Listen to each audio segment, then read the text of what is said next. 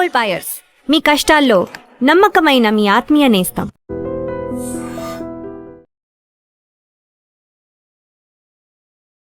Cricket ఫ్యాన్స్కు వన్డేల నుంచి interest పోతున్న రోజులవి. టీ20 క్రికెట్ వచ్చాక చాలా మంది పొట్టి ఫార్మాట్కు జై కొట్టారు.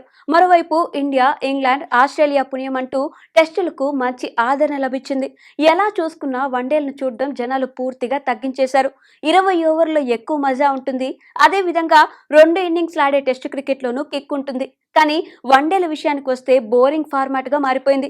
వన్డేలు కనుమరుగైపోతున్న వేళ ఈ ఫార్మాట్ను పైకి లేపి ప్రాణం పోసింది మరెవరో కాదు, మన టీమిండియానే. ఒక్క సిరీస్తో ఫ్యాన్స్కు నెక్స్ట్ లెవెల్ కిక్ ఇచ్చింది. 50 ఓవర్ల ఫార్మాట్ టీ20లో ఆడుతూ వన్డేలకు క్రేజ్ తీసుకొచ్చింది. ఇంతకీ ఆ సిరీస్ ఎప్పుడు, ఎవరితో ఆడారు? ఈ సిరీస్ విశేషాలు ఏంటో ఇప్పుడు చూద్దాం. 2011 వన్డే వరల్డ్ కప్ గెలిచిన తర్వాత టీమిండియా 50 ఓవర్ల ఫార్మాట్లో తిరుగులేని శక్తిగా అవతరించింది. మిగతా 2 ఫార్మాట్లు బాగా ఆడినప్పటికీ వన్డేల్లో స్పెషలిస్ట్గా మారింది.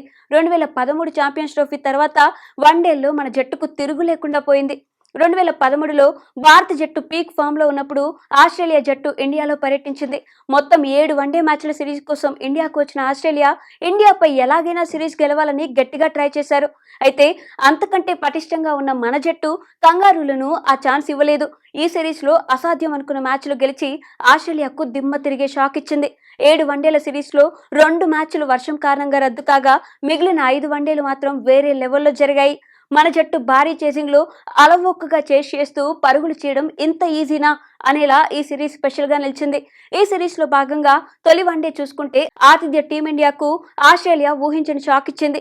ఈ మ్యాచ్లో ఆస్ట్రేలియా 304 పరుగులు చేసి మన జట్టును కేవలం 232 పరుగులకే ఆల్అౌట్ చేసి వార్ వన్ సైడ్ చేసింది. దీంతో భారత జట్టు కంబ్యాక్ కష్టమే అనే భావన కలిగింది. సచిన్, సెహ్వాగ్, గంభీర్ లేకపోవడంతో ఓడిపోయారనే విమర్శలు వచ్చాయి. కానీ ఈ మ్యాచ్ తర్వాత ఇండియా పుంజుకున్న తీరు అద్భుతమనే చెప్పాలి. జైపూర్లో జరిగిన 2వ వన్డేలో విశ్వరూపమే చూపించింది. ఈ మ్యాచ్ ఇప్పటికీ India all time best chasing కావడం విశేషం. తొలి వన్డే గెలిచిన ఊపు మీదున్న ఆస్ట్రేలియా 2వ వన్డేలోనూ ఇరగదీసింది. మొదట బ్యాటింగ్ చేసి ఏకంగా 359 పరుగులు చేసింది. మ్యాక్స్వెల్, కెప్టెన్ బెయిలీ ఓ రేంజ్ లో భారత బౌలర్లపై విరుచుకుపడ్డారు. ఈ స్కోర్ చేజింగ్ అంటే 2013లో ఆశలు వదులుకోవాల్సిందే. ఇండియా విజయంపై కూడా ఎవరికి పెద్దగా ఆశలు లేవు. కానీ టీమిండియా చేజింగ్ ను చాలా కూల్ గా స్టార్ట్ చేసింది. ఎలాంటి తడబాటు లేకుండా ఆస్ట్రేలియా బౌలర్లను ఓపెనర్లు శిఖర్ ధావన్, రోహిత్ శర్మ ఈజీగా ఆడేశారు. ఓవైపు వేగంగా ఆడుతూనే మరోవైపు వికెట్ పోగొట్టకుండా తొలి వికెట్ కు ఏకంగా 26 ఓవర్లోనే 176 పరుగులు జోడించి గెలుపుపై ఆశలు పెంచారు. అయినా ఇంకా గెలుపుకు చాలా దూరంలో ఉండడంతో గెలుపుపై ఎక్కడో కొన్ని అనుమానాలు ఉన్నాయి. ఎప్పుడైతే రోహిత్ శర్మకు విరాట్ కోహ్లీ తోడయ్యాడో స్కోర్ కార్డ్ శరవేగంగా దూసుకెళ్లింది. ఆసీస్ బౌలర్లకు చుక్కలు చూపిస్తూ పరుగుల వరద పారించారు. పరుగులు చేయడం ఇంత ఈజీనా అనేలా కోహ్లీ, రోహిత్ బ్యాటింగ్ కొనసాగించారు. అప్పటికే క్రీజ్లో కుదురుకున్న రోహిత్ చెలరేగి ఆడితే రావడంతోనే కోహ్లీ పరుగుల వరద పారించాడు. దీంతో కళ్ళ ముందు 360 పరుగుల లక్ష్యం ఉన్న రోకో దెబ్బకు కనుమరుగైపోయింది. ఇక్కడ అసలు విశేషం ఏంటంటే మరో 45 బంతులు మిగిలి ఉండగానే మన జట్టు చేసి ఆస్ట్రేలియాకు మైండ్ బ్లోయింగ్ ట్విస్ట్ ఇచ్చింది. రోహిత్ 123 బంతుల్లో 141 పరుగులు చేస్తే కోహ్లీ కేవలం 52 బంతుల్లోనే తన సెంచరీ మార్క్ అందుకుని జట్టుకు నెక్స్ట్ లెవెల్ బ్యాటింగ్ చేశాడు. ఈ మ్యాచ్ టీమిండియా ఫ్యాన్స్ కు సూపర్ కిక్ ఇచ్చింది. 360 పరుగులు చేయడం కష్టం అనుకుంటే 45 బాల్స్ మిగిలించి టీమిండియా రాయల్ గా గెలిచింది. భారత క్రికెట్ వన్డే చరిత్రలోనే ఇది హైయెస్ట్ చేజింగ్ కావడం గమనించాల్సిన విషయం.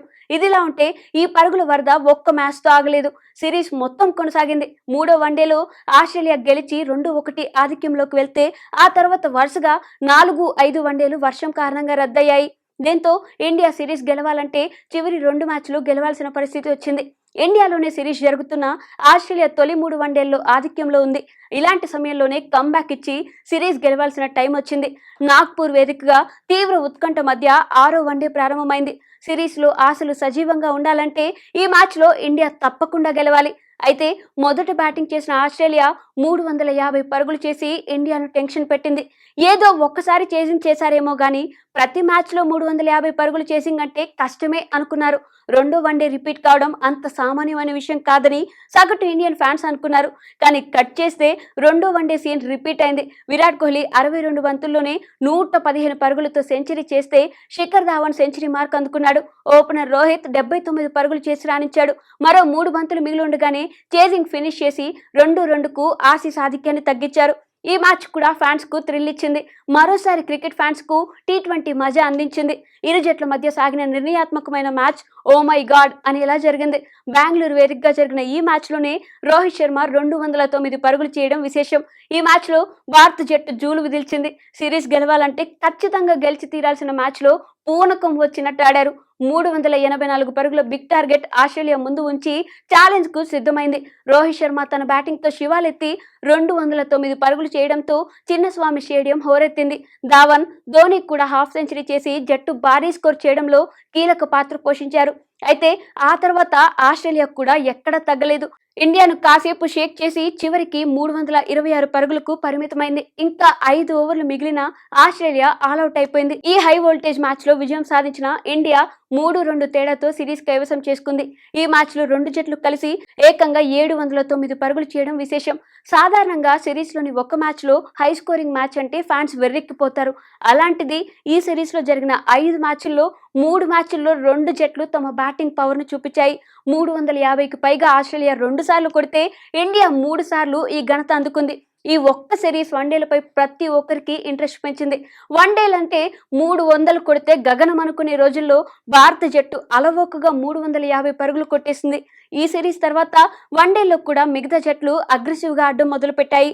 ముఖ్యంగా ఇంగ్లాండ్ వన్డేలను మరిపిస్తూ టీ20 తరహాలో ఆడేది. అప్పటి వరకు వన్డేలకు ఆదరణ తగ్గుతూ వచ్చిన ఈ ఫార్మాట్ కు ఇండియా ఈ సిరీస్ తో ప్రాణం పోసిందనే చెప్పాలి. And for more videos, Please subscribe to iDream. Please subscribe to iDream. Please subscribe iDream. And please subscribe to iDream. For more videos, subscribe to iDream. Please like, share and subscribe to the channel. Congratulations, iDream. subscribe to iDream. Subscribe to iDream. so subscribe to iDream Media. iDream team అందరికి huge congratulations. Please subscribe iDream Media. Please subscribe to iDream. Subscribe iDream. Please subscribe to iDream. iDream అంటే నా కళల ఛానల్ను subscribe చేసుకున్న నోరు తిరుగుతలేదు. మీరైతే గంట గుర్తు కొట్టండి. For more such videos, please subscribe to iDream. Subscribe to iDream. Please subscribe to iDream. Please subscribe iDream Media. Please do subscribe to iDream. Please subscribe to iDream Media. For best entertainment and information, please subscribe iDream. And don't forget to subscribe to iDream.